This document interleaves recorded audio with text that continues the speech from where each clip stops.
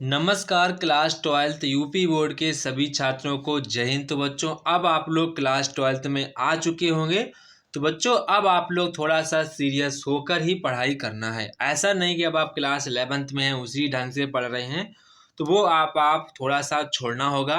अब आपको थोड़े से मन से और तन लगाकर पढ़ाई करनी है, क्योंकि अब आप यहाँ पर इस बार बोर्ड एग्ज़ाम देंगे, बोर्ड एग्ज़ाम में बैठेंगे, तो अब आपको थोड़ा सीरियस होकर पढ़ाई करना है। तो बच्चों आप लोग क्लास ट्वेल्थ में आ चुके हैं, तो बच्चों आपके लिए जानना काफ़ी ज़्यादा इम्पॉर्टेंट है कि आपके सब्जेक्ट बायोलॉजी में क्या क्या रिमूव किया गया है, क्या क्या हटाया गया है, क्या क्या फिर से उसमें ऐड किया गया है। तो ये आपके लिए जानना काफ़ी ज़्यादा इम्पॉर्टेंट है। तो आज हम लोग बायोलॉजी में देखेंगे आपका क्या क्या सब्जेक्ट को हटाया गया है, क्या क्या सब्जेक्ट में आपका यहाँ पर फिर से ऐड कर दिया गया। कुछ बच्चों इस बार आपकी हेडिंग हटाई भी गई हैं और आपकी कुछ हेडिंग रिमूव भी की गई हैं। तो आपको कैसे क्या करना है वो मैं आपको बताऊंगा। कौन सी आपको बुक पढ़नी है, कौन से आपको क्या करना है, आपको यहाँ पर इसको कैसे डेली याद करना है, डायग्राम कैसे बनाने हैं, सारी कुछ मैं इस पर बात करूँगा, ताकि आप अपने बोर्ड एग्जाम तक आते आते एक बेहतर लेवल के स्टूडेंट बन जाएं। सिर्फ बच्चों आपको यही नियम मैं जो आपको मैं बताऊंगा आपको वही फॉलो करने हैं। आप एक अच्छे स्टूडेंट की तरह पढ़ाई करेंगे और यहाँ पर बाई हॉनेस्टी ईमानदारी के साथ ही आप काम करेंगे। सबसे पहले बच्चों आपके लिए जानना काफ़ी ज़्यादा इम्पोर्टेंट है कि आपके यहाँ पर किन किन इकाइयों से कितने कितने मार्क्स का क्वेश्चन पूछा जाएगा। तो यहाँ पर जो आपका पहला आपका जो इकाई है उससे आपके यहाँ पर 14 मार्क्स से क्वेश्चन पूछे जाएंगे। जो आपका आनुवंशिकी जो और विकास है उससे आपके 18 मार्क्स से क्वेश्चन पूछे जाएंगे। जीव विज्ञान और मानव कल्याण से आपके यहाँ पर 14 मार्क्स से क्वेश्चन पूछे जाएंगे। जैव प्रौद्योगिकी के अनुप्रयोग से आपका 10 नंबर का आएगा और इसके बाद आपका पारिस्थितिकी एवं पर्यावरण से आपका 14 मार्क्स के क्वेश्चन पूछे जाएंगे। तो यहाँ पर आप देखेंगे कि आपका यहाँ पर जो टोटल मार्क्स है आपका 70 मार्क्स का हो जाएगा और यहाँ पर आपको 30 नंबर जो आपके हैं वो आपको प्रैक्टिकल में आपको दिए, जिसको हम लोग वाइवा बोलते हैं। तो बच्चों वाइवा में होता क्या है, जो आपका 15 मार्क्स है वो आपका यहाँ पर जो वाइवा लेने आते हैं वो आपसे मौखिक रूप से यहाँ पर क्वेश्चंस पूछते हैं। और 15 मार्क्स का जो बच्चों आपका होता है वो आपका बच्चों चार्ट होता है। क्या होता है? चार्ट होता है। जो आपने चार्ट बनाया है जो वाइवा लेने आते हैं वो उसी चार्ट के बेस पर आपसे क्वेश्चंस पूछते हैं। तो आपको इस चीज़ पर ज़्यादा यहाँ पर डरने की कोई आवश्यकता नहीं कि सर मैं उसमें नहीं बता पाऊंगा, मैं ये नहीं कर पाऊंगा। वो सारी बातें स्कूल की जिम्मेदारी रहती हैं। कोई भी स्कूल नहीं चाहता कि हमारे बच्चों को यहाँ पर वाइवा में कम मार्क्स दिए जाएं। वहाँ पर सब कुछ हो जाता है, जो आपको पता भी होगा, मैं कहना नहीं चाहता हूँ। सब ले दे के सब हो जाता है, तो वो आपको यहाँ पर उसकी टेंशन नहीं करनी। आपको सिर्फ और सिर्फ 70 मार्क की टेंशन करने की, आप 70 में 60 प्लस नंबर कैसे ला पाएँ, सिर्फ हमारा यही टारगेट रहेगा।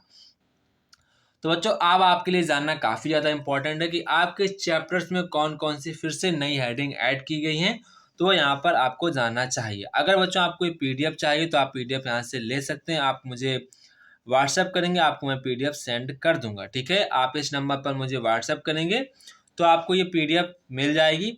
अब आपको पीडीएफ को कैसे क्या करना है वो मैं वीडियो के लास्ट बताऊंगा कि आपको कौन सी बुक पढ़नी है, आपको पीडीएफ क्यों लेनी चाहिए, मैं उस पर भी आपको बाद में बताऊंगा। और आप इसको डायग्राम कैसे का तैयारी करें वो मैं सारा कुछ बताऊंगा।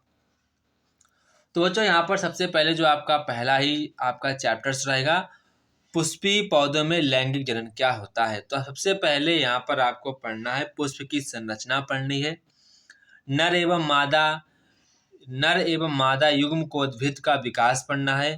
परागण क्या होता है, उसके प्रकार क्या होते हैं, अभिकर्मक एवं उसके आपको एग्जाम्पल्स भी पढ़ने हैं। इसके बाद यहाँ पर आपको वही जन युक्तियाँ पढ़नी है जो कि आपके बाहर जो जन होते हैं, जो आपके यहाँ पर इसको कहेंगे एक्सटर्नल रिप्रोडक्शन। ठीक है, तो वो आपको पढ़ना है। इसके बाद यहाँ पर आपको पराग पढ़ना है, पराग स्थिरीकरण, आपका संकर्षण पढ़ना है, दोहरा निषेचन पढ़ना है। इसके बाद यहाँ पर आपको निषेचन पक्ष घटनाएं पढ़नी है, जैसे कि भ्रूणपोष पढ़ना है, भ्रूण का परिवर्धन पढ़ना है, बीज का विकास पढ़ना है, फल का निर्माण पढ़ना है, विशेष विधियां पढ़नी है, एपोमिमिक्स पढ़ना है, जिसको हम लोग बोलते हैं आसंग असंग जनता पढ़नी है। इसके बाद अनिषेक फलन क्या होता है, बहुभुजता क्या होती है, बीज प्रकीर्णन का महत्व व फल निर्माण, ये आपको सारी हेडिंग पढ़नी है। इसके बाद यहाँ पर मानव में जनन कैसे होता है उस पर भी मैं बात करूँगा। तो मानव में जो हमारा जनन होता है वो नर एवं मादा का आपको पूरा सिस्टम्स पढ़ना है कि उनमें कैसे कैसे रिप्रोडक्शन होता है। इसके बाद जो आपकी यहाँ पर जो आपकी सेक्स जो वाली जितने भी आपके ऑर्गन्स होते हैं उन पर आपको अच्छे प्रकार से पढ़ना है।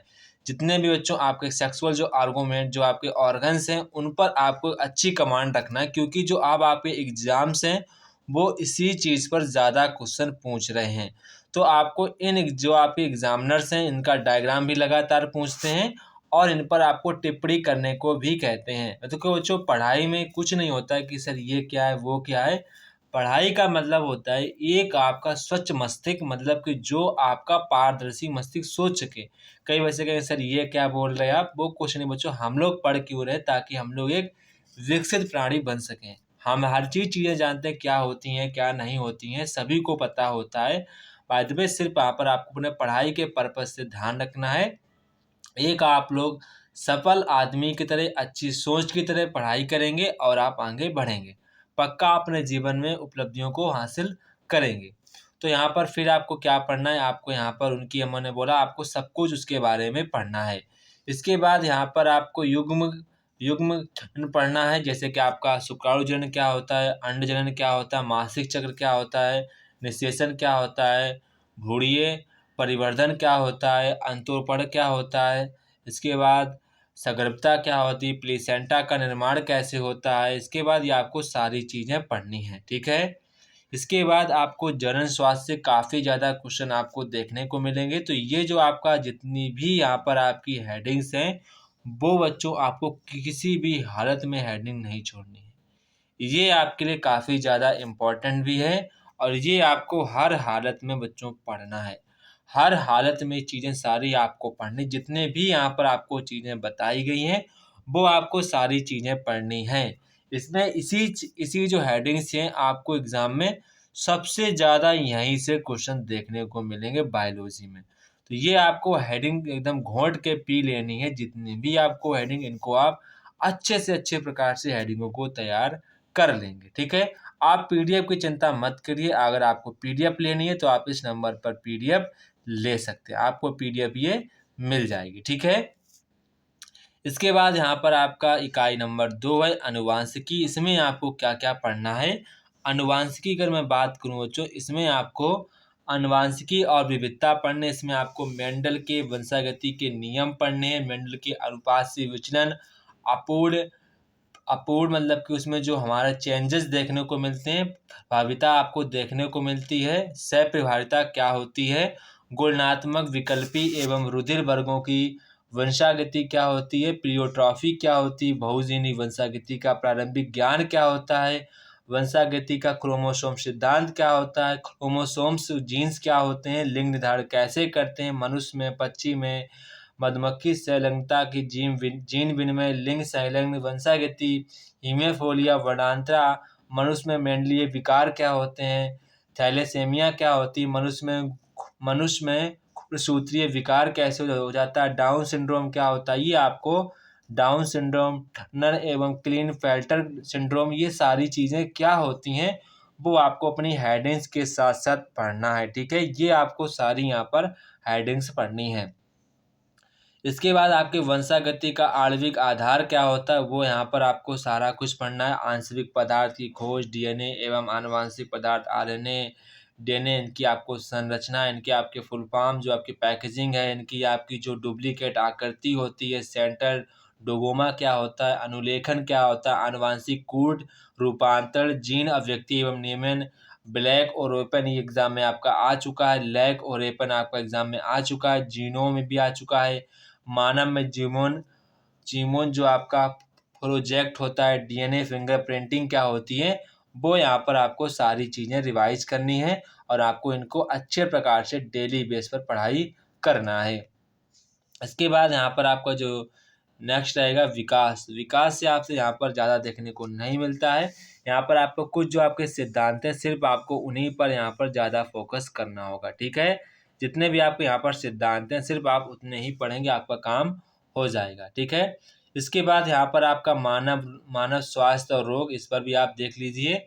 मानव स्वास्थ्य और रोग, यहाँ पर ये तो हर एक बच्चा कर लेगा। सिर्फ आपको यहाँ पर जितनी भी आपको हेडिंग्स दिख रही हैं सिर्फ आपको इन्हीं हेडिंग्स पर ज़्यादा यहाँ पर फोकस करना, जैसे कि जो आपका एड्स है, HIV है, टीके, कैंसर है, इन चीज़ों पर आपको ज़्यादा फोकस करना है। मलेरिया, चिकनगुनिया है, फाइलर टाइफाइड, इन पर आपको ज़्यादा फोकस करना है, बिकॉज़ यहाँ पर इनसे MCQ क्वेश्चन ज़्यादा बनते हैं। आपके फर्दर एग्ज़ाम्स में आपको क्वेश्चन देखने को मिलेंगे और आपके बोर्ड एग्ज़ाम में भी इनसे क्वेश्चन देखने को मिलेंगे। तो आप इन हेडिंग्स को अच्छे प्रकार से पढ़ना है। इसके बाद मानव कल्याण में सूक्ष्म जीव क्या होते हैं, जैसे कि आपके होम में जो आपके खाद्य उत्पादों में होते हैं, औद्योगिक उत्पादन क्या होता है, वाहित मल उपचार क्या होता है, ऊर्जा उत्पादन क्या होता है, जैव नियंत्रक के कार्य के रूप में जैव उर्वरक क्या होते हैं, वो आपको यहाँ पर सारी हेडिंग्स पढ़नी है। इसके बाद यहाँ पर आपको जैव प्रौद्योगिकी एवं उनके अनुप्रयोग भी पढ़ने हैं, जैसे कि यहाँ पर आपको उनका सिद्धांत पढ़ना है। आनुवांशिक इंजीनियरिंग आपको DNA की तकनीकी पढ़नी है। इसके बाद जैव प्रौद्योगिकी उनके आपको उपयोग पढ़ने हैं, ये आपको सारी चीज़ें पढ़नी हैं। इसके बाद यहाँ पर पारिस्थितिकी एवं पर्यावरण से आपको जीव और समष्टियाँ पढ़नी है, पारितंत्र पढ़ना है, जैव विविधता का संरक्षण, ये आपको ज़्यादा चीज़ें डीपली से नहीं पढ़नी, इन्हें आप 2-3 बार पढ़ेंगे, आपका रिवीजन अच्छे से हो जाएगा। सिर्फ आपको यहाँ पर इनको बार-बार ही रिवीजन करते ना आप अपने आप याद करना। आप पहले जो जितने आपके मैंने पहले हेडिंग्स बताई हैं, उन पर आप ज़्यादा फोकस करेंगे, ठीक है? ये आपको सारी चीज़ें पढ़नी थी। अब बच्चों यहाँ पर आपका 30 नंबर का आपका प्रैक्टिकल होता है, जो मैं आपको पहले ही बता चुका हूँ, तो इस पर मैं दोबारा चर्चा नहीं करूँगा, ठीक है? ये आपके लिए कुछ भी नहीं है, यह सब ये टाइम पास है। अब हम लोग बात करते हैं आप कैसे इसका बुक कौन-सी पढ़नी चाहिए, क्या करना चाहिए, मैं आपको बता रहा हूँ। सबसे पहले बच्चों आप 2023 और 2024 और 2025 आप इन सभी के अनसॉल्व्ड को सॉल्व करना है, ठीक है? अनसॉल्व्ड को सॉल्व करना है। जब आपका यहाँ पर कोर्स कंप्लीट हो जाए तो आप ये मन में प्रण कर लेना कि हमको अनसॉल्व्ड सॉल्व ही करना है। ये आप अपने मन से प्रण कर लेना जब आपका कोर्स ख़त्म हो जाए। तो पहली बात तो ये आप नोट कर लीजिए कहीं पर, जब हमारा हमारा कोर्स दिसंबर के महीने में ख़त्म हो जाएगा, फिर मुझे यहाँ पर अनसॉल्व्ड को सॉल्व करना है 2022 का, 2024 का, 2025 का। ये आपको काम करना है, ठीक है? ये आपको काम कोर्स ख़त्म होने के बाद ही करना है। अब यहाँ पर मैं बात करूँगा कि आपको कौन सी बुक पढ़नी चाहिए। देखो बच्चों, बुक के लिए तो कोई भी यहाँ पर आपको मैं बुक रेफ़र नहीं करूँगा, बिकॉज़ बुक में बहुत ज़्यादा लेंथी लिखा होता है, तो वो हर एक बच्चा नहीं पढ़ पाएगा। तो आपको वही चीज़ें पढ़नी है जो आपके जो कोचिंग्स जो टीचर्स हैं, जो आपके कोचिंग्स के टीचर्स हैं, वो आपको जो लिखाएँगे, या फिर जो आपके स्कूल में है, तो आप यहाँ पर लिखा, अगर आप नोट्स आपके पास कोई आपके पास हो तो उनको भी आप पढ़ सकते हैं, पर आपको बुक से स्टडी नहीं करनी, बिकॉज़ बुक में बहुत ही ज़्यादा आपको लेंथी में लिखा हुआ मिलेगा। तो बहुत सारे बच्चे कुल सब्जेक्ट मतलब कि थोड़ा-सा ज़्यादा लिखा हुआ देखते हैं, हमारा मन भी नहीं लगता पढ़ने में।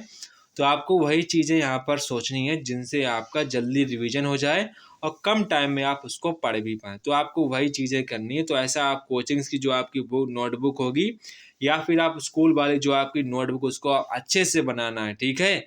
ऐसा नहीं जो आज जैसे कि आपने क्लास 11th में बनाई हो, वो आपको यहाँ पर नहीं करना है, ठीक है? अब इस पर मैं बात करूँगा आप डायग्राम कैसे बनाएँगे। तो जो देखो, डायग्राम के लिए कुछ नहीं करना है। जब आपका बोर्ड एग्ज़ाम आएगा उससे पहले आप 2 महीने आप मैं डायग्राम पर बताऊँगा कि आपको डायग्राम कौन-कौन से बनाने हैं, कौन-कौन से आपको छोड़ने हैं, उसकी आपको चिंता नहीं करनी है। और हाँ बच्चों, आपका आपका बायोलॉजी में डेली का डेली जितना लिखाया जाए उसको घर में एक बार ज़रूर पढ़ लेना है। बस एक ही बार पढ़ लेना है, आपका उतने में काम होता रहेगा। मैं बच्चों आपसे ज़्यादा नहीं कहता हूँ कि आप लोग भी इंसान हैं, हम भी इंसान थे जो क्लास 12th में थे। तो वो मैं आपसे चीज़ें नहीं कहूँगा कि आप 12 घंटे पढ़िए, 16 घंटे पढ़िए, 8 घंटे पढ़िए।